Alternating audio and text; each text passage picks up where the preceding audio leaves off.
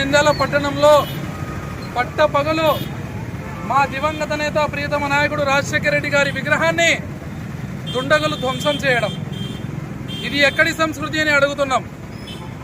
ఈరోజు భారతదేశంలో మీరందరూ ఒకసారి గమనిస్తే మన స్వాతంత్ర సమరయోధుల విగ్రహాలు, మన సంఘ సంస్కర్తల విగ్రహాలు, ప్రజల శ్రేయస్సు కోసము పాటుపడిన వారి విగ్రహాలు, అదేవిధంగా రాజకీయంలో ఉండి ప్రజలకు సేవ చేసిన వారి విగ్రహాలు పెట్టుకొని మనమందరము వారి యొక్క మంచిని గ్రహించాలనే ఉద్దేశంతో విగ్రహాలు నిర్మించుకుంటాం.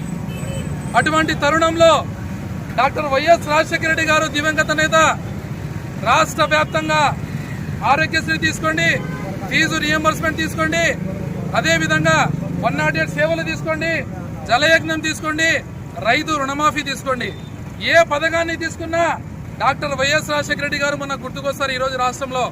అటువంటి నాయకుడి విగ్రహాలను ధ్వంసం చేసే ఈ యొక్క కుట్ర టీడీపీ కుట్ర అని ఈ సందర్భంగా తేట తెల్లమవుతుంది.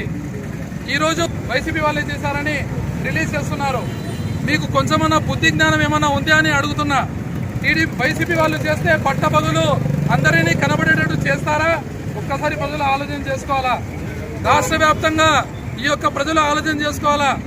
తెలుగుదేశం పార్టీ అధికారంలో వచ్చినప్పటి నుంచి ఏ విధంగా ఈ యొక్క వైఎస్ఆర్సీపీని నామరూపాలు లేకుండా చేయాలని ఆలోచిస్తున్నారో మీరందరూ చూడాలా.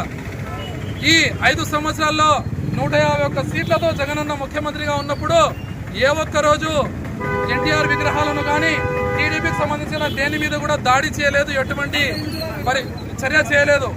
మీరందరూ ఆలోచన చేసుకోవాలా. కృష్ణా జిల్లాకు స్వయంగా జగన్మోహన్ రెడ్డి గారు, కృష్ణా జిల్లాకు ఎన్టీఆర్ పేరును పెట్టిన మహానాయకుడు ఈరోజు జగన్మోహన్ రెడ్డి గారు.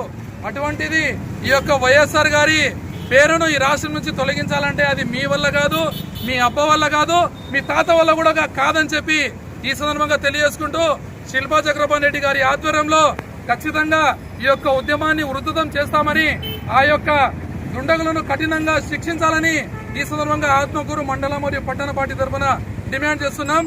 జై జగన్, జోహార్ వైఎస్ఆర్.